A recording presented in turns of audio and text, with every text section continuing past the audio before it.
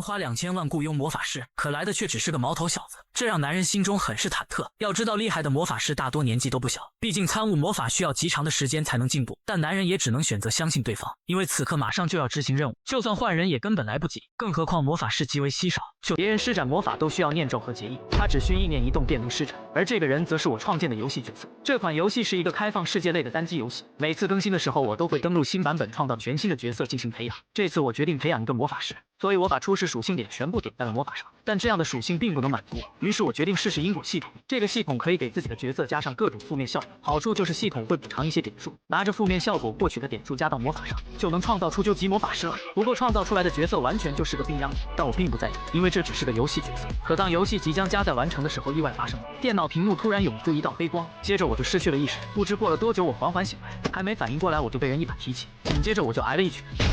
望着喧闹的四周，我才回过神来，难道我变成了自己创造的病秧子游戏角色？来不及多想，打我的大胡子冲我大骂：“都要开工了，你还有脸睡觉？赶紧给我到组装室来干活！”站起身来，感受着这个弱鸡身体，这不是我的身体。当我看到镜子里的脸时，我才明白，这张脸就是我创建的角色。接下来的几天，我都在这个黑心工厂干活。虽然我依旧对这里一无所知，但我以惊人的速度适应了这里的一切。在这里，我要在太阳没升起那一刻就起床，一直干到虚脱前的那一刻。睡觉前可以拿到一碗像厨余垃圾似的粥来滚。即便我想问点什么，其他工人也不愿搭理我。一是因为检察官看得严，我太忙了；二是因为在他们眼中，我和一具尸体没什么两样。不过他们会这么想也正常，毕竟这具身体就像马上要被过期一样，繁重的体力活已经够让我受的。但同样折磨我的还有失眠，我已经连续3天没睡着了，这都是因为我之前选择的负面效果。留给我的时间不多了，我的身体在这种黑心工厂撑不了多久。不过至少还有一点值得庆幸，这幅身体上的负面效果这么明显，也就是说我也同样拥有与之成正比的魔法天赋。只要激发魔法天赋，那么就能逃离这个破地方。第二天干活的时候，我突然觉得脚下一轻，一个不留神手中的箱子就摔落在地，领班马上就拎着鞭子朝我走来。正当他要教训我的时候，我边咳嗽边道歉。他见我这样，便对身边的人说道：“这小子活不了多久，让他找个没人的角落待着去。”说完，他便上前让我回原点。这下我算是彻底被他们当成将死之人了。不过这对我有利无害，毕竟他们不会像对待其他人一样把我看得那么紧。要是利用这个优势掌握整个工厂的动作，应该就能规划出一条逃跑路线。于是我决定趁着没人发现，偷偷出去看看。我看着前方传来光线的大门，以为是出口，但当我走到门口的时候，却停下了脚，因为我听到了里面有人说话。你知道吗？组织会把我们的粉碎机卖给黑魔法师。我听到黑魔法师这几个字后，顿时确定了这个世界真的有魔法的存在。但要怎么才能使用魔法呢？这时里面的一人拿出来一个小瓶子，他说里面是一种名为毒蛇的身体强化剂。虽然这东西有副作用，但瓶嘴的过滤器可以减少身体强化剂的毒性。这个过滤器需要魔力驱动。紧接着那个人便按下过滤器，瞬间瓶身里就出现了一个魔力光点。我看着光点，一股异常的感觉传来，下一秒我的浑身便充满魔力，体内仿佛有什么要爆炸。这是人类超越五感的第6感，第3只眼，第2个自我。我觉醒了以前从未体会过的新感觉，这熟悉又陌生的力量就是光的魔法。到了晚上，我感受着手中的魔力，是时候尽快制定逃跑计划了。在白天，我听到了他们说后天会有上面的人来收获，到时候检察官也不会看得太严，那就把2天后当成逃跑日进行准备吧。接下来的2天，我都是白天偷偷查看工厂的构造，晚上则是练习魔法，直到精疲力尽。多亏了这2天的努力，我学会了在一瞬间凝聚魔力并做出动作，而且还成功的施展出了几个基础魔法。接下来就到了上面的人来工厂的那一天，我用魔法加热我的体温，让我看起来就像是发烧了一样，这样就应该可以一个人留在房间里了。而另一边的厂区检察官给了我们队长1瓶毒蛇加强剂，让他赶紧把我这个病秧子处理掉，省得被上面的人看到他们来挑刺就麻烦了。这时早起的闹钟响起，其他人全部起身洗漱，而我则一脸要死样的躺在床上一动不动。其他人见状都说我活不过今天了。而这时队长来到房间，他让其他人先出去，其中一人嘟囔道：“看来队长是来让他干脆利落的上路的。”我听完菊花一紧，干脆利落的送我上路，我可没想到会遇到这种情况啊！这下该怎么办？来不及多想，一只大手抓住了我的肩膀，一把就把我翻了过来。可他却递给我一支药剂，他说这叫毒蛇，可以暂时强化身体。他让我拿着赶紧跑。我喝下之后，果然觉得浑身充满力量。我记得检察官让队长把这个送去了他的房间。逃跑计划有变，我要先去把这些东西搞到手。于是我找到了负责人员，我谎称我要送毒蛇去检察官的房间，想让他帮我开下门。对方一听不爽的拿起钥匙让我跟着他走，他边走边骂骂咧咧的嘟囔。打开大门后，他让我把东西放下，赶紧滚。但我此刻已经凝聚出魔法，我一把掐起他的脖子，发动电击，瞬间他就被电得口吐白沫，倒地不起。我连忙捡起他的钥匙，随后就是一阵翻找，我在里面的抽屉里面找到了一支手枪，终于在一阵翻找之后找到了毒蛇。这东西果然厉害，一支下去就能让人忘记疲劳和痛苦。差不多了，是时候走了。可就在这时，大门传来响动，是检察官走了进来。他看着地上的光头一愣神，我则趁机在一边缓缓出现。我凝聚魔法准备发动电击，可没想到这一击居然被检察官给躲开了。这下糟了，我的魔力已经不足以让我再用一次电击了。这时检察官也反应了过来，他直接攥起拳头向我打来，而我则直接掏出了大宝贝。检察官见状顿时举手投降，他不断的求饶，他表示我要放过他，他绝对不会把今天的事说出去。但是我能肯定他说的是假的。但即便如此，我真的能对人开枪吗？检察官指着一边的门说，那边是地下停车场，可以直接通到外面。我按照他的指示开车驶到了门口，但却被工作人员给拦了下来。我直接掏出手枪让他把道闸抬起来，对方连忙抬起道闸，随后不断的对我求饶，让我饶他一命。但我知道要是不斩草除根，必定后患无穷，所以我扣下了扳机。我设定出的坚韧不拔的精神力以及冷静和理性，压过了内疚和恐惧，让我能保持清醒。越是面对极端的情况，我越是能冷静，这就是魔法师的天赋。我终于逃出这个黑心工厂了。来到市区的我看着这里的环境，这里的所有地方都充斥着魔法，也就是说魔法对这个世界的文明做出了很大的贡献。就在此时，疲惫感袭来，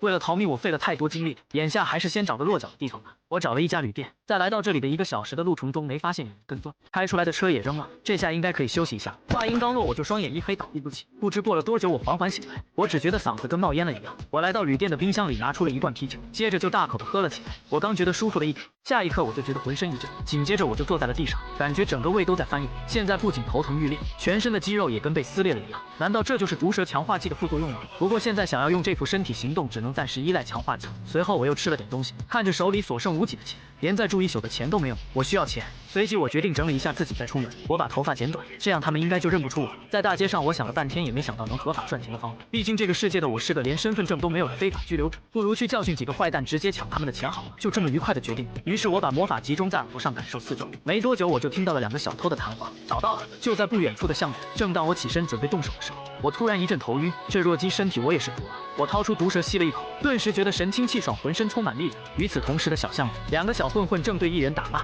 因为他把偷到的钱弄丢了。对方毒打一阵之后，就要卸掉他的零件来抵债。而就在此时，我直接给2个小混混做了个电脑，没想到这么轻松。随后我就在2个小混混身上一阵翻找，70多万塞尔，还不错。接着我拿起了一个类似圆珠笔的东西，那个大叔立马惊恐的让我别用这个指着他。这个东西是代克公司出的激光裁剪机，不过被他们非法改造拿来当武器用。我听完就把这东西放入了怀里，随即我让大叔把今天看到的都忘了。接着我又问他这里有没有什么没有合法身份的人做偷渡。到了晚上，我来到了一家酒吧门口，从外观来看就是一个普通的酒吧，但这里实际上是赏金猎人的聚集地，而我也没必要暴露身份，于是我便用魔法整了一下人。这个世界能相信的只有自己。来到吧台，我直接开门见山的表示想找份适合魔法师的工作。就在此时，从里屋走出来一个女人，那个女人说自己叫杰尼，她得知了我是魔法师后半信半疑，毕竟我的细狗样子确实不像是魔法师。杰尼表示想要见识一下我的魔法，要是我只会一些低级魔法，那就进场打螺丝去了。我伸出左手凝聚魔法，霎时间雷电之力便充满了四周。杰尼直接被这一幕震惊，因为我并没有像其他魔法师一样念咒和掐诀，而是意念一动便直接发动，随后就激动地拿出合同让我签约。这是赏金猎人的工作，事成之后立刻汇款。任务目标是泰勒，他是斯凯文泽的人，3天前试图盗取阿克莱乌斯公司的安全设备，然后逃跑了。赏金是300万塞尔。我看着资料上写着拿到了血液样本，于是就让杰尼把血液样本给我。杰尼听完表示，我要是想找血法师的话，建议我直接放弃，因为那群人一单最少要收500万塞尔。走出酒吧后，我拿出血液样本放在地上，没必要去找血法师，因为我自己就会。随即我便发动魔法血炼，瞬间魔法便涌进了样本中，霎时间就从样本上凝聚出了一条狰狞的红蛇。红蛇一路疾驰，片刻后就在一人背后停下。找到你了，泰勒。但令我没想到的是，泰勒见到我居然直接跑路。以我的细狗身体跑是不可能跑过他的，而且远程射击也没什么把握。但是我想到了一个完美的技能，声浪。这一击直接击穿了泰勒的双耳。正当我想上前解决他时，竟然是狙击，还好我以防万一提前施下了防护罩魔法。随后我连忙发动魔法强化防护罩，这样一来就算来一发火箭，我的防护罩也能撑一会儿。接着我便放出感知魔法探知狙击手的位置，人不在1000米的范围内，也就是说对方要么是在1000米之外开的枪，要么就是用了什么手段让我的魔力感知不到。不过我已经易了容，这个人为什么会盯上我呢？不对，从刚才防护罩碎裂的位置和方向来看，那个人的目标不是我，而是泰勒。难道对方想堵住这家伙的嘴？那多半是斯凯文泽派来的人，但我对这件事并不感兴趣。我掏出手枪准备打死泰勒，我要在行业里树起冷酷无情的形象，这样一来敢妨碍我做事的人就会越来越少。而且我并不打算放过那个狙击手。找到了，在我杀死泰勒的瞬间，狙击手的魔力波动有了起伏，目标位于1000米以内，刚好有一种适合在这个距离攻击的魔法，并且威力还很高，它可以说是象征着电击器的魔法——幻雷。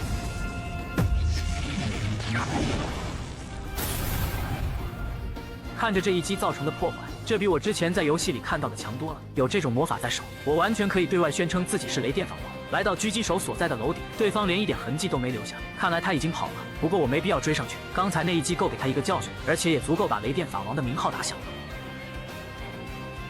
片刻后，我累得半死不活地将泰勒的尸体带回到了酒吧。酒保老头表示让我从这栋楼的后门进来，这个包裹他会带过去。在我来到后门后，发现老头已经先我一步到达。他告诉我以后找他谈事的时候就从后门进来，可能是他上了年纪忘了提醒我了。他让我等待一会，他要验尸。老头看了一会后确定了这个人就是泰勒。他问我要现在就领取悬赏金吗？我点了点头，扣掉10%的手续费，总共270万塞尔。如果你想通过其他途径收款的话，需要支付额外的手续费，比如有人要求打到别人名下，或者以债券、股票之类的复杂的方式支付。我沉思了一会，看来这里的金融体系和地球差不多。就在此时，老板娘杰尼从里屋走了出来，她慵懒地对我说道：“你这么快就过来了，看来你很缺钱呢。一般来说，这种悬赏的委托杀人在其次，找人最费时间。你到底有什么本事，竟然这么快就拿下了目标？”我表示自己是运气好。杰尼闻言盯着我的脸看了一会儿，随后笑道：“好吧，既然你这么厉害，我们以后可以多多合作。”我淡淡道：“你可以立刻给我下一个委托组。”杰尼拒绝道：“那可不行，我们要把这家伙转移给阿克莱乌斯公司，之后确认斯凯文泽的动向。还有……”我接茬道：“也就是说我还没得到你们的信任是吗？”真聪明，我们也需要点时间了解彼此，就跟谈恋爱一样。但我知道他拒绝我好像并不全是因为这个。我转身道：“那么我过段时间再来。”在我离开后，老头对着杰尼说道：“我翻进了斯凯文泽的网络系统，发现了一些有趣的东西。他们拍下了范执行任务时的画面。当杰尼看到里面的内容后，顿时让他震惊不已。而我此刻来到了这里的市图书馆，我今天想来分析一下这个世界的魔法体系。此外，在结膜系统的作用下，我的身体如同风中残烛，所以我还要找一找能够延长寿命的方法，比如和时间相关的魔法。其中的顶级固有魔法体系里，说不定就有什么线索。”我一口气找了好几本书，接着打开其中一本查看。第一页就介绍了魔力图腾。魔力图腾相当于魔法师的指纹，每个魔法师都有独特的魔力图腾。8级以上的大魔法师可以对图腾进行变换。确认方式为用左手食指抵住右手掌心并注入魔力。我按照书中的方法抵住右掌，下一秒我的手中就涌出了魔法，这就是我的魔力图腾啊！书上说8级以上的大魔法师才能改变自己的魔力图腾，不知道8级是什么水平？施展一点魔力看看好了。随着我的魔力加深，图腾也开始随之变化。虽然我还不知道8级有多厉害，但这副身体的魔法天赋绝对没得说。就这样，我从早上一直看到了黄昏，这还真是有点出乎我的预料。我所知道的共用魔法的概念全部消失了。据我所知，魔法被分为2大类，一是固有魔法，二是共用魔法。每个魔法师只能精通一个体系的魔法，这便是固有魔法。这种魔法的特点是专精以及高威力。与之相反，共用魔法没有那么深奥，威力也不及固有魔法，但却不拘属性和适用对象，在普遍适用性上碾压前者。但是现在这个世界里仿佛完全没有共用魔法的存在，那我是怎么施展出来的呢？就算我这具身体魔法天赋异禀，那也没办法使用世界中并不存在的概念。忙活一天，什么问题都没解决，反而多了一堆疑惑，也没来得及研究时间系固有魔法的事情。我劝你还是放弃吧。我转头看去，那是一个金黄色头发的美女。她接着对我说道：“如果你是想成为魔法师的话，不如直接放弃。萌生希望只会让人痛苦不堪。我看你坐在那里看了一整天的书，有些于心不忍而已，不是泡在书里就能当上魔法师的。你也老大不小了，现在起步太晚了，不如改去学理论魔法工学。在没有加入学派和找到导师的情况下，只能在大学学习魔法，但你完全没有基础是没办法进入大学的。即便走运入了学，通过学校课程也学不到什么东西。魔法能学成什么样，基本讲究天赋和运气，光靠自己是什么都研究不出来的，特别是在一腔热血的情况下。”我被她的这番话搞得有些无语。那女人接着说道：“对不起，我们素未谋面，我不该对你指手画脚。已经过了闭馆时间，我要整理图书了，希望你能离开。”我淡淡道：“这是你的经验之谈吗？如果你还是学生的话，现在就放弃未免为时过早了吧。不要着急给自己定性，先做好自己力所能及的事怎么样？”那女人闻言一愣，随后愤怒地将一张名片拍在我的胸口。“你这个人真是好不可理喻，我好心劝你，你就这么回应我？算了，你之后再来的话，我会帮忙看看你的实力的。”我心想这是碰到神经病了。随后我看向名片，上面写着拉瓦泰伦大学元素魔法系教授爱丽丝。这女人居然是教授！我慢悠悠地离开了图书馆，没想到她看起来那么年轻，居然是教授，怎么看她都比我小。我转头看着镜子中憔悴的自己，还是先去买东西吧。我来到熙熙攘攘的菜市场，自己做饭吃有利于身体健康。就在此时，我听到了一道声音：“可以麻烦你配合一下调查吗？”我心中一惊，连忙转头看去，一个警察让正在喝酒的黄毛伸出手。我要冷静一点，应该不是来抓我的。可就在此时，突然有一个人叫住了我：“喂，你是犯了什么事吗？你刚才不停地瞟向那边，活生生就是一副做贼心虚的模样。”我看着一旁拿着机器扫手掌的警察，书上说魔力图腾就跟一个人的指纹一样，原来是通过这种方法进行识别调查的呀。那女人接着问我来市场干嘛，我表示来买蔬菜，只不过过刚才只顾着想别的事情，差点把买菜的事情忘记了。那女人有些失望。什么吗？原来你是来我们店买菜的呀？我问道。之前这看店的不是个大婶吗？那女人表示大婶是她请的员工。我回应道，也就是说这些蔬菜都是你种的？没错，种菜是我的兴趣，这些都是我种的。你竟然能为了兴趣爱好种这么多菜，看来是个富婆呀。是啊，我很会赚钱。完全分辨不出她说的是真是假。不过她真是个和这里格格不入的美人。不过管她是何方神圣都和我没关系。那你到底买不买？我表示当然要买，只不过我要想想买什么。那女人递给我一个洋葱说道，买这个吧，这个叫加比洋葱，可以助眠，你的眼圈比熊猫还黑，应该用得上这个。我闻言便告诉她，那就给我拿2颗洋葱，5根大葱，6个青椒。那女人将我要的都装起来后，突然对我说道，你的魔力挺特别的。我心中一惊，像你这种魔法师为什么会出现在这里？我有些紧张道，我不太明白你在说什么。你应该刚来博尔坎没多久吧？否则你这么精密的图腾，我绝对过目不忘。我冷汗直冒，这女人什么来头？她不仅发现了我是魔法师，还看穿了我的魔力图腾。但下一秒，那女人就淡淡道，算了，给你，一共3万塞尔。付完款后，我连忙转身离开。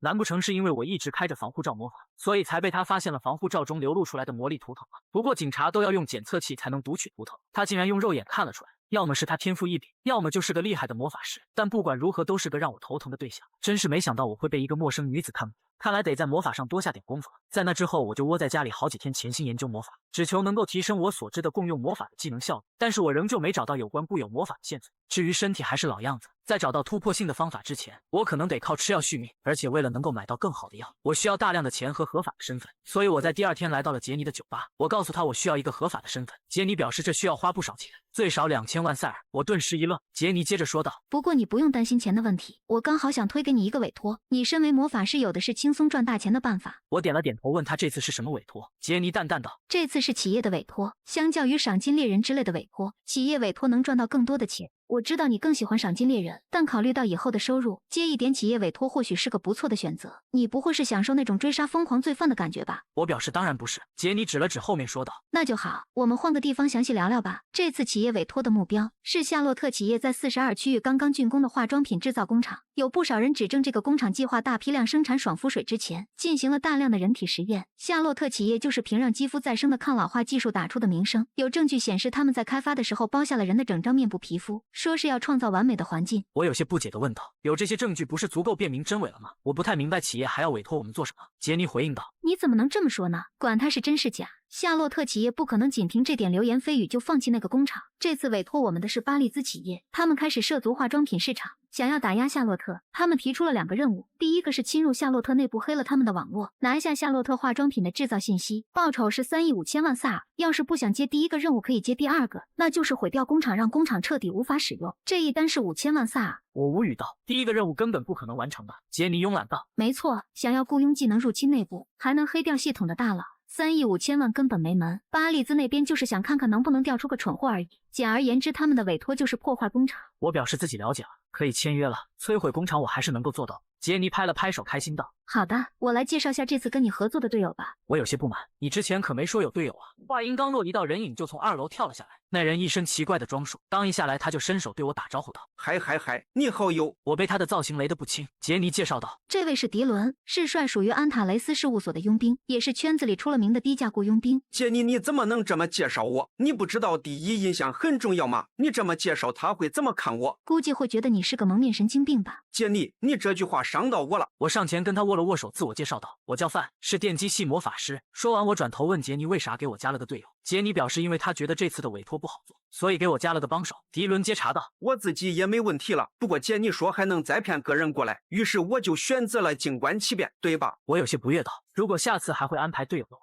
希望你能提前告诉我。杰尼点了点头，表示没问题。我接着问，事成之后我们是平分5000塞尔吗？迪伦出声道，还要分给杰尼一部分手续费吧。这次的委托是我疏忽在先，就不收手续费了。犯了错之后改正的倒是挺快，虽然他应对的不错，但这真的是他疏忽了吗？说不定是在试探我的底线。如果他真的得寸进尺，我到时候再去应对也无妨。反正主导权已经在我手上了。好了，现在就来看一看工厂设计图吧。工厂的所在区域名为42区域，与尚未开发的50号以上区域不同。40号以上的区域在设施上并没有落后于上游区域，工厂所在的42号区域也算是井井有条，就是有点荒凉。我转头对迪伦说道：“姐，你好像很看重你。”她可不是个会轻易放弃利益的女人，要是换做平时，肯定眼睛都不眨一下就拿走手续费。这次之所以不收，估计是觉得和你保持友好关系更加重要吧。她可从来没这么对过我。我心想，看来他很清楚酒吧里发生了什么。难道他是那种用荒诞行为掩饰内心的类型吗？这时，前面的迪伦突然递给我一张名片，他问我愿不愿意收下这个。我问他给我名片干啥？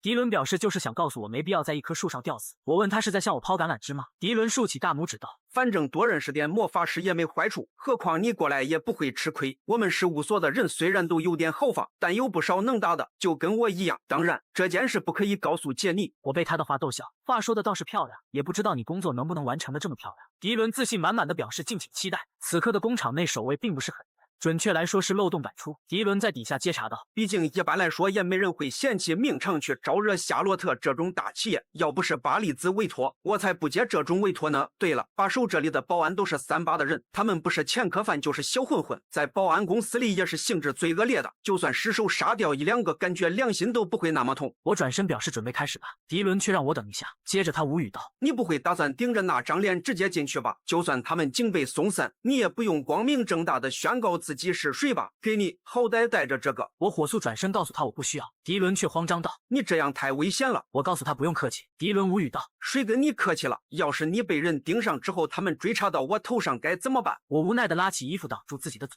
这样总行了吧？迪伦这才不再墨迹。这次的委托作战计划特别简单，在迪伦闯进工厂后侧吸引敌方视线的时候，我要通过物流仓库进入内部，直接毁掉工厂。虽然计划听起来没什么特别的，但迪伦这家伙是其中的变数。迪伦先行一步动手，他一个箭步猛然窜出，瞬间他就一把抓住了其中一个守卫的头，随后狠狠地砸向地面。另一个守卫听到声音回头查看，但迪伦眨眼就瞬移到了他的身后，接着就是一肘击，仅仅2秒半他就解决了2名守卫。嚯，这小子真有2下子！他对我挥了挥手说道：“先搞定了2个我。”然而他刚说完，另一边的货车旁就传来了报信的声音，在货舱附近出现了戴着头套的可疑人物。听着那边传来的惨叫声，是我杞人忧天了。看来杰尼的眼光还是不错了，我也该开始了。我吸了一口毒蛇，随后奔着仓库走去。门被锁上了，我从怀里掏出激光笔，这东西总算能派上用场了。锋利的激光笔瞬间就切开了锁头，我小心地打开大门，却发现里面有一个大叔拿着手枪问我是谁。他哆哆嗦嗦地让我把手举起来，他应该是普通的保安。随即我发动昏睡魔法，瞬间那保安就浑身一震，紧接着就踉跄着晕倒在地。没必要把普通人牵扯进来。我接着发动提线木偶，那保安便自己晃动着向门口走去。我一路向下走去，同时听着外面传来的吵闹声。迪伦的诱饵作战非常成功，看来在得手之前不会有什么意外了。与此同时的外面，一名保安疯狂地对着前方开枪，但下一秒他就被一个包裹砸中，真是吵死了！没想到竟然有这么多苍蝇飞来飞去。接着迪伦上前打开仓房，但里面却空无一人。迪伦心中有些担忧，他们不会是追着我的魔法师队友去了吧？但下一秒他就看到了一道红外线瞄准了他的脚，紧接着无数道红外线对准了迪伦。只见数十名保安手拿步枪瞄准迪伦，我限你5秒内趴在地上，否则我们就开枪了。可迪伦却有些兴奋道：“这阵仗可太棒了！你们这样聚在一起，算是对我工作优秀的认可，对吧？再加上这样一来，我就不用一个一个去找了。”迪伦像一个大狼狗一样跳入人群。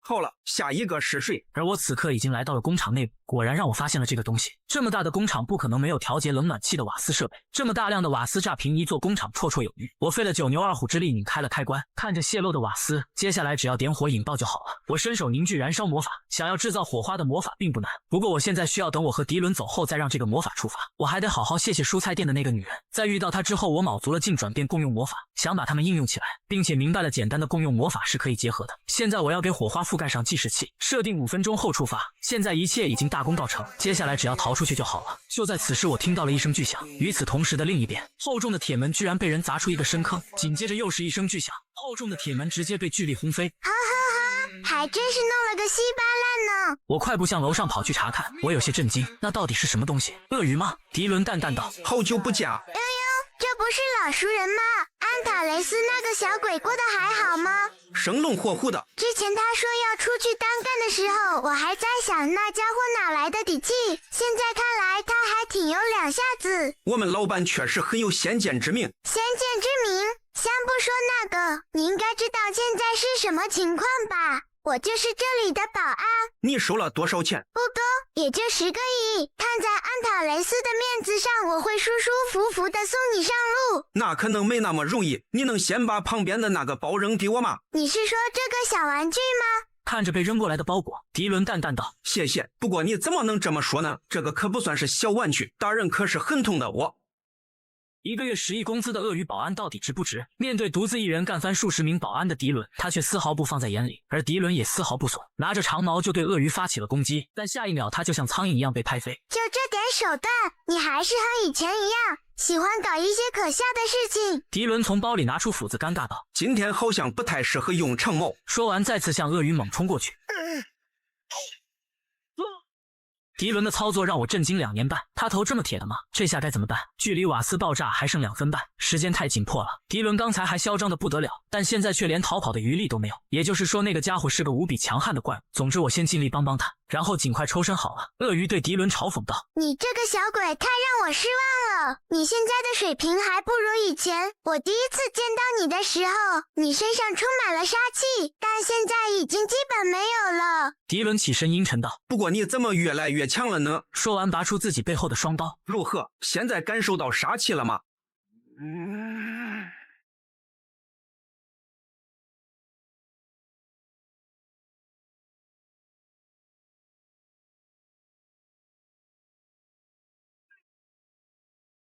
必须要更快一点了。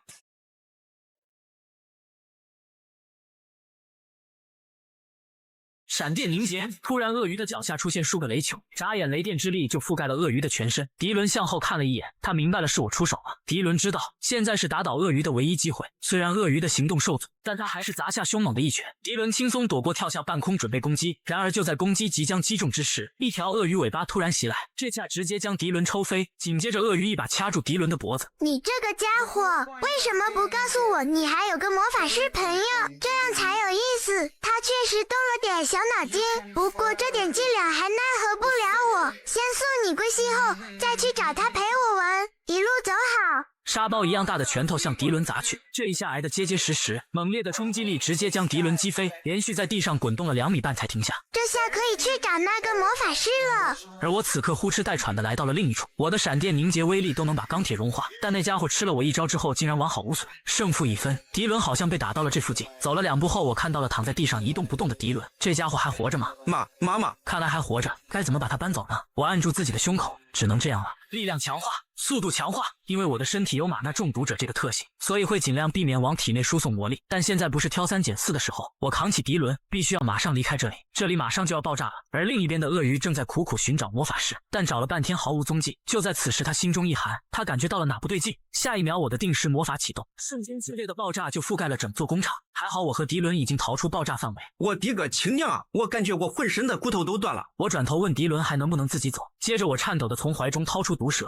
随后暴风吸入补充能量。迪伦见状问道：“你在干嘛？那是身体强化剂吗？听说那玩意副作用很大，你还吸那么多？”我淡淡道：“这次的委托应该成功了吧？”接着我感慨道：“我还以为刚刚是人类和怪物之间的对决，但看你现在的样子也是个不折不扣的怪物。难道擅长肉搏的超人们都和你一样吗？”我听不懂你在说什么，我就当你是在夸我了。还有，你要是不想在这里死，求求就快提我起来，我们还得逃跑呢。我不解地问道：“你是觉得那个怪物还活着吗？”迪伦无语道：“这还用问？他肯定还活着。你真的不知道那个老家伙是谁吗？你不会之前一直窝在深山老林修炼吗？他是魔窟的克罗肯啊！”与此同时的工厂内，克罗肯爬出废墟，他仰天怒吼道：“气死我了！我一定要宰了你们这2只臭老鼠！”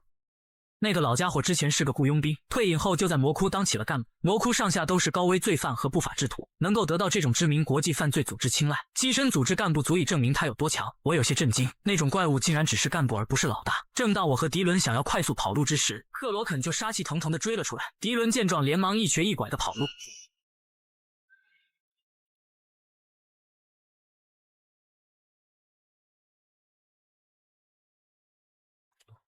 虽然在这个世界可以利用魔法随意强化自己的肉体，但他这也强得太离谱了吧？克罗肯对迪伦嘲讽道：“你的魔法师朋友不会就是那个豆芽菜吧？不过作为一个魔法师，他倒是挺年轻的。”我看了眼躺在地上的迪伦，按照目前的情况来看，我和迪伦是跑不了了。这家伙不会死透了吧？但下一秒，迪伦就咳嗽了2声，表示自己还没凉透。想要和那个怪物硬碰硬的话，就必须要速战速决。一旦战斗变得焦灼，打赢他的概率就会无限接近0。克罗肯来到我面前出声道：“把工厂炸毁的那个魔法师小鬼就是你吗？没人叫过你不可以炸别人的腿吗？”我淡淡道：“你又不是人。”克罗肯闻言仰天大笑：“迪伦那小子真是带了个没礼貌的朋友来。要是你没破坏工厂，我还可以留你一条命。但我收了钱就要替人消灾，这就给你个痛快。”看着向我袭来的爪子，我不慌不忙。下一秒，我便用出了重力凝结，瞬间无数道黑色魔法便缠向克罗肯的四肢，将他牢牢地困在原地。克罗肯也丝毫不慌，他大笑道：“这个玩笑开得有意思。这个魔法的重力效果与目标的质量成正比，从而抑制目标行动，不是随随便便就能破解的。”但下一秒我就傻眼了，克罗肯只是随便一动，就将魔法撕裂开来。我连忙再次用出数道重力凝结。克罗肯见状也是嘲讽道：“这是怎么了？你是觉得这几条绳子承受不住我的力量吗？你再稍等片刻。”不等他说完，一股魔法便缠住了他的嘴，总算安静了。不过仅凭这一招根本打不过他，我要把剩下的魔力全用出来背水一战了。仅仅2秒半，克罗肯就挣脱了我的重力凝结，他嘶吼着要把我碎尸万段。我用尽全力凝聚魔法，那可抱歉了，我可不会乖乖等死。现在正值生死关头，我也不会再有所保留了。克罗肯一个箭步向我冲来，而我则将手中的魔法拍向地面。凝霜之魂，瞬间周围的温度急速下降，强硬的冰魔法将克罗肯冻成一座冰雕。用完后，我差点当场晕倒，我的魔力已经见底。一旁的迪伦痛苦道：“冻死我了，我们快闪吧！趁那个强盗离谱的老家伙脱身之前，赶快跑！”我擦了擦汗，表示认同。可刚说完，一旁就传来了冰破碎的声音。竟然这么快！迪伦见状出声道：“我们必须在他彻底挣脱之前干掉他。”我表示这还用他说，但此刻我体内已经基本没有魔力了，这下该咋办？紧接着我灵机一动，看来要用这个决一胜负了。这是只需要少许魔力就能发动的，专门用来辅助远程武器的共用魔法，也是魔枪师广泛使用的射击组合魔法。我对手枪施加穿透性强化，轨迹诱导，炮弹加速。这把旧枪承受不住魔力，不过无所谓，反正这是最后一击。与此同时，克罗肯已经挣脱了一脚，露出了眼睛。我接着又给手枪施加辅助瞄准，随后打出一发超级特制子弹。子弹直奔克罗肯的眼睛袭去，这一下打得结结实实，也让克伦肯彻底挣脱了我的冰魔法。迪伦在一旁感慨道：“说要一决胜负，真没想到你会掏出来一把枪来，你竟然瞄准了他的眼睛，真是惊人！这次是不是成功了？”此刻的我连手枪都拿不稳了，我虚弱道：“希望成功。”我已经没力气反击了。可当浓雾散去，克罗肯居然毫发无伤。克罗肯阴森道：“刚才的那一招很不错，但很可惜你输在了对手是我。”这家伙居然用眼皮夹住了子弹，刚才那一枪可是我施加了4种射击组合魔法，结果他竟然只用眼皮的肌肉就接住了子弹。我忍不住说了一句：“太变态了。”克罗肯闻言大笑道：“你说的没错，连我自己都不觉得我是个普通人。”说完他睁开右眼，子弹也随之掉下。接着克罗肯恼怒道：“不过还是有点疼的。”我尝试凝聚魔法，但此刻的我已经油尽灯枯，事已至此只能硬刚了。我掏出激光刀，克罗肯握起双拳，杀气腾腾道：“刚才说的给你个痛快这句话，现在作废。”克罗肯跳向半空，随后便向我俩冲来。难道我就要死在这里了吗？一声剧烈的爆炸声传来，我的护体魔法瞬间被打碎，但惊奇的是我居然还活着。原来是一个女人挡在了我的面前。鳄鱼克罗肯出声道：“看来我好像拖得太久了，这不是市政府的猎犬伊维林吗？”克罗肯，你这就有点过分了。说完他弹开克罗肯的攻击。你不会觉得自己把整座工厂都炸了还能不被人发现吧？我还以为魔窟那边会消停一段时间，你们把42区搞得天翻地覆，到底想干什么？克罗肯闻言一脸问号，接着他连忙出声道：“等等，伊维林，你这就冤枉我了。炸了工厂的不是我，是他们俩。”迪伦连忙摇头，表示不是我们干的。克罗肯，你少给我放屁！你是说那2个差点被你打成肉泥的家伙炸了工厂？就凭那个蒙面变态？克罗肯也是一阵无语。好吧，比起说我没能拦住那2个小鬼炸工厂，确实是我亲手毁了工厂的可信度更高。接着他转头说道：“随你怎么想，反正我不干了。我签约的合同里又没写要跟市政府的要员打，我可不想自讨苦吃。”我有些震惊，他竟然主动避战了。也就是说，这个女人也是个不输他的超人吗？伊维林问我俩有没有受伤，我表示托你的福，我们没什么事，多谢相救。伊维林摘下口罩，转身道：“不用客气，这是我分内的事。”看到他的脸后，我有些惊讶，她居然是那个卖菜的美女。伊维林对我伸手说道：“你还能起得来吗？”我连忙颤颤巍巍的起身，表示自己可以。这时伊维林疑惑道：“我们是不是在哪里见过？”我拍了拍身上的灰尘，否定道：“有吗？我没印象。虽然我猜到他不会是普通人，但没想到他竟然是个精英。之前他说自己很会赚钱，看来不是在吹牛。”伊维林转头道：“应该是我认错了，你们的魔力图腾一点都不一样。上次被他看破，已经让我长了个教训，我可不会在同一个坑里栽2次跟头。每次用魔法的时候改变魔力图腾，还是挺有效果的。”伊维林戴上口罩，接着说道：“我奉劝你们一句，尽量不要和魔窟扯上关系，否则小命不保。”说完便一个箭步跳向半空。迪伦兴奋道：魔法师大人，我们的运气太赞了！我揉了揉发酸的胳膊，不满道：这次的报酬你可得多分我点。我心中暗想，要是迪伦能快点从工厂脱身，我们也不至于陷入苦战。他有没从跟克罗肯的战斗中争取时间，还说我们是运气好，真是可恶。迪伦拍了拍我肩膀，笑着说道：行啊，毕竟你救了我一命，那我就留1000万赛日，其他的都给你吧，那4000万就是你的了。好队友，我明明多分到了钱，为啥还会有种吃亏了的感觉呢？迪伦见我又开始吸药剂，出声道：你又在吸那个，对身体不好了。你还是和我一样练点肌肉吧，就算只把核心肌肉群练好，那效果都10分。我打断了他的话：闭嘴，你这个没用的家伙。什么？我明明那么卖力战斗。回到家后，我上吐下泻了3天3夜，就连走路都颤颤巍巍。工厂任务已经结束1个星期了，不知道是因为我身体的玛纳中毒者特性，还是因为服用了过量的毒蛇，在病倒的这1个星期里，我有整整3天没合眼。这样下去可不行，我需要能克服一切困难和危险的力量和意志。首先，我不能再吃这些加工食品了，要自己做饭好好吃，还需要买更好的药。总之，先去拿报酬好了。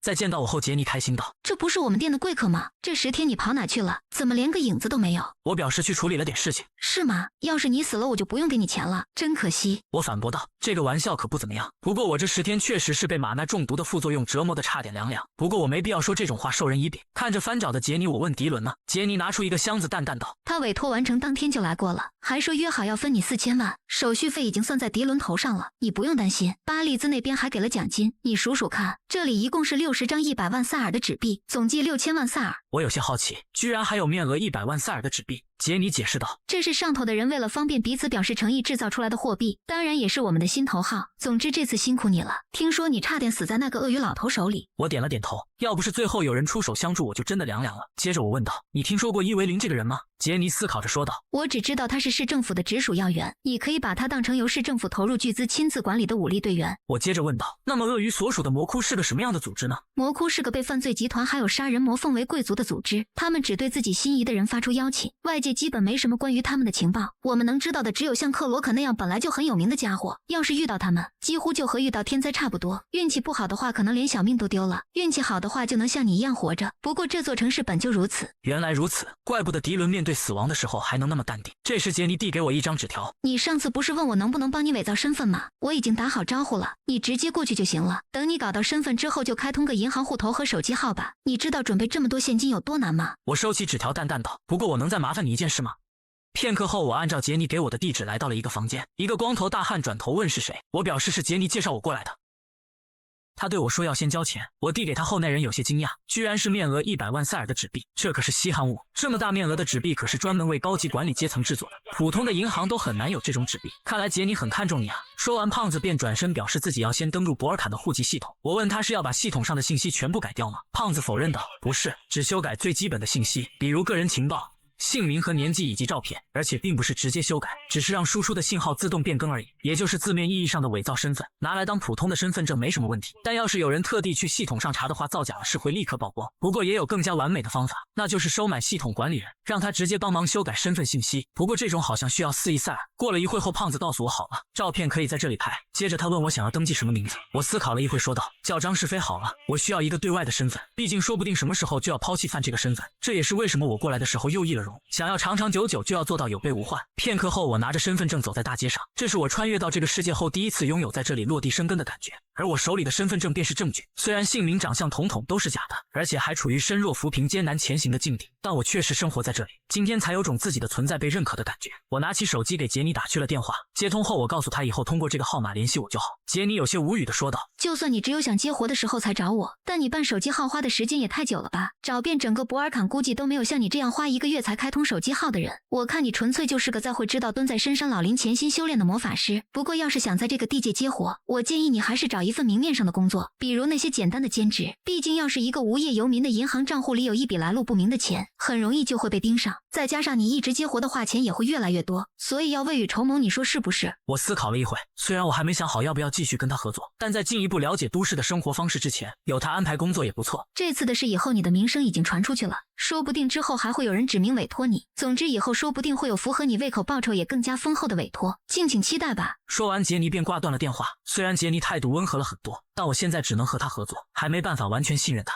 他一定从迪伦那边听说了我能使用冰冻魔法的事情，可他却没跟我提过。我们互相都治疗有必要的话题而已。接下来我要去办另一件事了。那天我问杰尼知不知道从哪能搞到毒蛇，杰尼接过我手中的毒蛇后说道：知道是知道，不过你之前一直都在用这种便宜货吗？这东西的副作用会毁了你的。稍等一下，我给你介绍在30到39区域做生意的毒蛇专家，也不知道你去没去过那附近，那边和这里的氛围完全不一样，那里有游乐园、度假村、港口和工业区，可以说聚集了所有占地面积广的设施。你去31区域的这个地方看看吧。我拿出杰尼之前给我的纸条，他只回答了我的问题，并没有问其他事，也不知道他是想隐藏自己的心思，等日后在我背后捅刀子，还是打算帮我保密，想和我长久合作。当然，在我们彼此把底牌亮出来前，这个问题并不会有答案，但我并不打算坐以待毙。片刻后，我来到了杰尼告诉我的地点，这是一个植物园。既然是杰尼介绍我来的，那我就以范的身份去会一会这个专家吧。这个植物园仿佛是一座巨大的丛林，博尔坎竟然还有这种地方。我按照杰尼标记的地点一路向里面走去，我走进了一个花店，花店的里面有一扇铁门，应该就是那里了。我打开大门，那是一个地下室。我顺着楼梯向里面走去，在闻到空气中的气味后，我确定了这就是毒蛇，看来没找错地方。我推开大门，里面的房间充斥着绿色气体，里面一个老头沙哑着嗓子问道：什么人？我淡淡道：是杰尼介绍我来的。那老头愣了一下后回道：你是说在49区域卖酒的那个小丫头吗？我点了点头。老头阴沉着说道：真是意外，我可不记得给过他向我介绍客人的资格。是能让人激发潜能的药剂，瘫痪在床20年的老头喝了都能健步如飞，但其副作用极强，可我却毫无顾忌的一天喝2支，只因我用健康换取了最强的魔法天赋，只能依靠这名为毒蛇的身体加强剂来进行高强度的运动，而在我频繁的使用下，我也没了存活，所以在杰尼那打听到了卖毒蛇的卖家。当我找到卖家后，卖家老头问我来干啥，我表示自己是杰尼介绍来的，可老头闻言却阴森道：杰尼，我不记得我有给过他向我介绍客人的资格呀。我顿时一愣，但随后老头就摇头道：不对，我还没有钱到可以对来客挑3拣4，反正我只要能交货拿钱就够了。说吧，你来果园做什么？我不卑不亢道。在那之前，我想知道果园为什么会建造在植物园里。老头拿起一朵红色的花问我知不知道这是什么，我摇了摇头表示不知道。老头解释道：这是一种叫黑法师的植物，它拥有强身健体、疏通经络、提升精力等功效。这座植物园里到处是这种材料，我何必跑到别的地方做生意？我点点头表示原来如此，接着从怀里掏出毒蛇，我想要和这个效果差不多的东西，你这里有吗？老头拧开瓶身说道：是手动按键式毒蛇。接着老头向口中滴了一滴，在品尝一会后，老头就将其吐出，这就是个廉价货呀，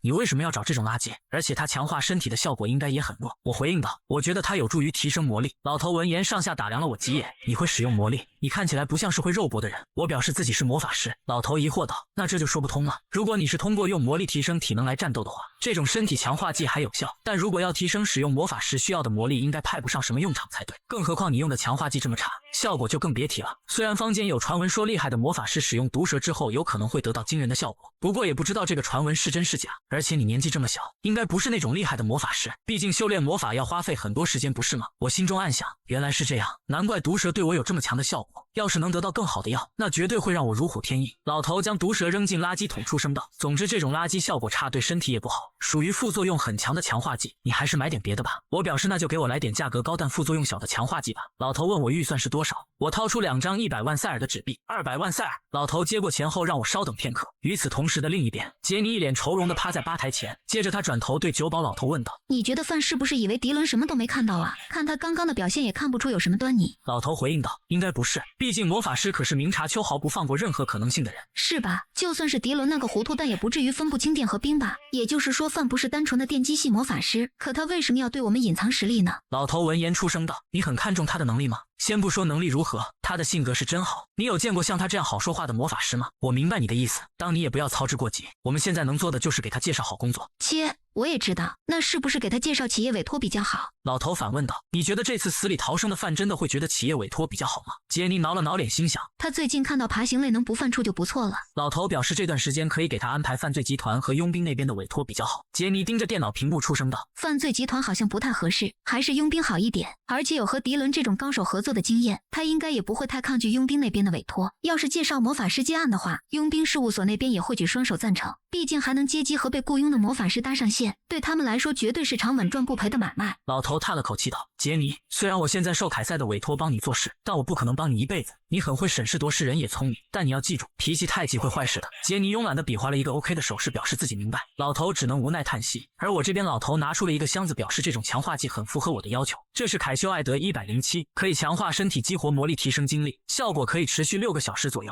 药效结束之后的副作用有头痛、呕吐，还有较低的几率咳血，副作用算是比较少的，东西也不错，怎么样？我有些无语，这么多副作用竟然还算少的吗？老头表示200万塞尔这个价位的货，这一款算是副作用最少的了，当然也有副作用更少的品种，只不过价格也会暴涨。还有你要记住，我这里的东西是实时起卖的。我敲了敲瓶嘴，出声道：“这个跟我之前用的强化剂的过滤装置不一样。”老头表示这不是按键式，而是用魔力启动的新款。我闻言回应道：“那这个和我之前用的好像差不多。”但老头却愤怒地喊道：“你怎么能用那种垃圾和我的产品比？你难道不知道他们生产的就是一堆用化学制品填充的便宜货吗？我的产品都是用特级天然草药制作的。”我被这句话逗笑，接着我拿起盒子表示自己先告辞了。老头挥了挥手，喊着欢迎下次光临。与此同时的另一边，一个雇佣兵团长正在发火，他面前的桌子上摆放着2张辞职信。德雷叹气道：“这个季度好不容易雇了2名魔法师，结果他们俩竟然同时走人了。”一旁的红发男薇安出声道：“我一开始就劝你不要太折腾他们了，队长。”德雷愤怒的一拳砸向桌面：“你也不是不知道，我又没让他们干过什么脏活累活，从头到尾都是把他们供起来伺候的，我只求他们撑过这个季度而已。”基戴尔对一旁的光头说道：“看来对那2个弱不禁风的魔法师来说，这个工作还是太辛苦了吧？”光头艾克点了点头，出声道：“是啊，反正事已至此，你也没必要再生气了。”德雷扶额说道：“可这次作战必须要有魔法师协助，我现在要去哪里招人啊？基戴尔，你要试试吗？”就在此时，桌子上的手机响起，德雷接过电话，是杰尼打来的。杰尼问德雷需不需要魔法师，德雷激动道：“需要，我们现在刚好需要2名。”杰尼表示可以介绍一个魔法师给他。德雷闻言失落道：“就一个呀？”杰尼自信道：“你不用担心，他可比2个普通的魔法师还要可靠。我跟你保证，这个魔法师和我迄今为止见过的魔法师都不一样。”人花2000万雇佣魔法师，可来的却只是个毛头小子，这让男人心中很是忐忑。要知道，厉害的魔法师大多年纪都不小，毕竟参悟魔法需要极长的时间才能进步。但男人也只能选择相信对方，因为此刻马上就要执行任务，就算换人也根本来不及。更何况魔法师极为稀少。就在刚刚回到家中的我开始参悟魔法。我准备给自己的房子施加结界术式。一般来说，这种术式需要在画出魔法阵后，通过精妙的仪式进行，但只靠集中精神也可以给空间注入魔法，打造出包裹一定空间的魔力球体之后，再在球体表层施下安保魔法。添加上有人入侵时就会触发14次的连续电击以及闪电凝结，这样就万无一失了。之前住宾馆只能搞一些最基本的保护措施，现在有了房子就可以做好万全的准备了。为了将来的生活，第一步已经准备就绪了。就在此时，桌子上的电话响起，是杰尼给我打来的电话。杰尼告诉我有活了，让我一会去找他。有了手机之后，确实方便了很多，还能根据新闻判断博尔坎这座城市的情况。我看着手机上的新闻，夏洛特制造工厂受爆炸事故影响无法推出新品，警方称已通知工厂半径2公里以内的居民避难，并没有造成伤亡事件，原因是工厂内部瓦斯泄漏导致爆炸。也就是说，工厂的相关人士想把这次的事故塑造成一起意外，给企业办事就是这种感觉吗？算了，好歹事情办得干净利落，报酬足够高，也没有后顾之忧。虽然任务结束之后没有隐患确实不错，但一想到在我看不到的地方还会存在一些其他勾当，我就觉得有点不舒服。以后再接企业委托时得更加小心。还有克罗肯那个家伙，我才开始这份工作2个月就遇到了魔窟这个犯罪组织，就算我这具身体在魔法上面天赋过人，也根本不是那种怪物的对手。要想在这个世界活下去，除了魔法之外，还需要摸索出更多手段才可以。我走向床边，接着打开了床上的包裹，这就是我做的第2手准备，真期待他的表现。片刻后，我来到了杰尼的酒吧，杰尼对我介绍道：“这次的任务是科林卡尔佣兵事务所的委托，他们计划夺回一栋建筑，为此需要魔法师提供火力支援。”我问道：“所以这次的单价才这么高吗？”杰尼回应道：“雇佣魔法师本来就不便宜，你应该也发现了，这个世道的魔法师就是供不应求。”我淡淡道：“我还以为下一次合作的佣兵事务所会是安塔雷斯呢，给我说下这次委托的细节吧。”好的，首先有一个叫斯卡文泽的下三滥混混集团，他们占用了原本用于金融咨询的联合办公室，并且在里面非法使用发电设施。金融公司那边担心交易信息会被清零，所以没使用断路器，直接被赶了出来。而这次夺回办公室的委托由科林卡尔佣兵团承接，他们马上就要开始行动了。也就是说，那家金融咨询公司雇佣的佣兵想要雇佣我，对吧？提供火力支援的话，具体要做什么呢？工作内容很简单，就是像你这样帅气的魔法师在他们身后适当用点魔法就好。我沉思了一会，杰尼见状出声道：“你要是不想和雇佣兵合作，我还有别的工作推荐给你。毕竟从老鳄鱼手里活着回来的魔法师的故事在这个圈子里还是挺出名的。不过如果我是你，我会选择接下科林卡尔那边的委托，因为佣兵们很在意钱的问题，不会随便赖账或者克扣。”我有些疑惑道：“难不成经常有人赖账或者克扣委托费吗？”杰尼解释道：“这个圈子到处都是混混和垃圾，有的是事情一办完就拍拍屁股闪人的混蛋。当然，正因为可以避免这种事情发生，所以我这种有能力的人才能以诚信和安全为卖点收手续费啊，而且是从客户和接单人员两边收哦。”我被他的话逗笑，随后抬头道：“我接下了，任务地点和日期你发我手机上。”时间来到第2天，科林卡尔佣兵团已经准备好作战，但他们正在等待魔法师的到来。德雷看了一眼手表，焦急道：“他也应该来了呀。”维安出声道：“队长，你觉得这次的魔法师怎么样？”德雷叹了口气道：“听说是个实力不错的电击魔法师。杰尼那个泼辣的女人说，就算是死也要收我200万塞尔，那就只能相信她的眼光了。基戴尔疑惑道：电击魔法师，好厉害啊！难道是个在魔法研究领域深耕了很多年的人吗？德雷表示他也不知道，不过实力应该是可靠的，至于性格怎么样就不知道了。就在此时，艾克向德雷示意，薇安开心道：总算来了。但下一秒他就愣在了原地。基戴尔不可置信道：德雷，不会是那个孩子吧？而来人正是我。我吃着早饭，闲庭信步地来到了他们面前。我问他们是不是克林卡尔佣兵事务所的人。德雷问我是不是饭，我淡淡道：看来我找对地方了。说完，我继续大口大口地吃着三明治。基戴尔无语地对我喊道：喂，马上就要开始作战了，你在干嘛呢？我无所谓道：在吃晚饭啊，你看不出来吗？为了健康着想，必须按时吃饭，哪怕是难吃的要死的彩椒三明治也必须吃下去。基戴尔恼怒地对我喊道：谁问你这个了？但德雷拦下了他，随后对我说道：我们只雇佣你一个人就花了2000万塞尔，希望在接下来的作战中我们不要拖彼此的后腿。我点了点头，表示自己会尽力的。德雷摆了摆手说道：既然魔法师到了，我们最后再来说明下作战计划吧。德雷打开电脑，放出投屏，之前已经跟各位介绍过了，现在我就简单说明一下。我们的终极目标是让3楼楼顶的发电设施服务器能够正常使用，通往3楼的2条路线，电梯和楼梯，全部由斯凯文泽的3个支部组成的武装团伙把守着。虽然这些人并不难对付，但因为他们那边还有魔力使用者，所以我们也绝不能掉以轻心。薇安带领第2分队入侵屋顶，处理掉敌人之后，检查服务器是否能正常运转。第3分队由我和艾克带队，负责突破1楼的防守。第1分队听从基戴尔的指挥，从2楼窗户进入内部，将斯凯文泽的人逼到楼梯附近，一网打尽。之后从屋顶向下移动的第2分队，以及从下往上移动的第1、第3分队，全都重复同样的作战方式。听明白了吗？我站在一旁分析道：他叫德雷是吗？他的语速虽然快，但咬字清楚，而且非常沉着冷静。野战司令官的资质形容的就是那种人吧。德雷接着说道：至于魔法师的话，请你在我们第一波进攻的时候尽可能提供火力支援，之后跟着第3分队在后方支援。我点了点头表示明白。德雷见状大喊道：好了，即刻准备作战。人花2000万雇佣魔法师，可来的却只是个毛头小子，这让他内心有些不安。要知道厉害的魔法师年纪都不小，毕竟参悟魔法时间很耗费时间的事情，但他也只能选择相信对方，因为任务马上开始，就算想换人也根本来不及，而且这个世界魔法师极为稀少。队长德雷在交代完战术后宣布行动开始，佣兵们顿时气势满满的大喊明白，随后全部开始检查武器。在这个能用魔力强化肉体的世界里，还有能将威力发挥到最大化的近远距离武器存在，并不是一件很奇怪的事，只不过人们会在某个瞬间无比期待名为魔法的奇迹降临，所以这个圈子里的人才会那么渴望魔法师的存在。此刻任务目标的大楼戒备森严，德雷对我说道：虽然可能性不高，但对方也可能雇佣了魔法师，如果你感受到其他魔法师的气息，请立刻告诉我。我点了点头。就在此时，我看到了一条线，这应该是魔力制作的视觉延伸，看来有人在打探我们这边的兵力。既然如此，我伸出手抓住那条线，只要沿着这些脉络，就能轻而易举地找出对方魔法师的位置。我的魔力随着这条线不断延伸，一直延伸到对方的施法起点。我会心一笑，找到了，只要彻底摧毁对方正在施展的魔法，那么这股冲击力便会全部涌向施法者。守在附近的守卫看到魔法师倒下后惊慌不已，而我则不慌不忙地对德雷说道：对方的魔法师刚才对我们使用了探查魔法，不过我察觉之后就立刻顺着他的魔法制服了他，你们现在可以进攻了。德雷伸头向前查看，正如我所说，